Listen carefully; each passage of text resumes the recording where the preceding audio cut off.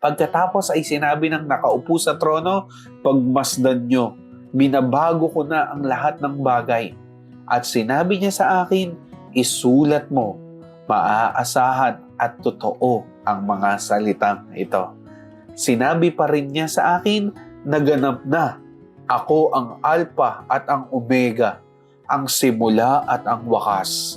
Ang sino mang nauuhaw ay bibigyan ng tubig na walang bayad na mula sa bukal na nagbibigay buhay. Praise the Lord. Amen. Ano mang hirap mo sa ngayon, kapatid? Ano mang mga nakakatakot na mga news, mga current events, still, nasa world pa tayo. Kailangan pa nating magtiis, pero saglit lang to compare sa hindi natatapos na buhay natin sa langit.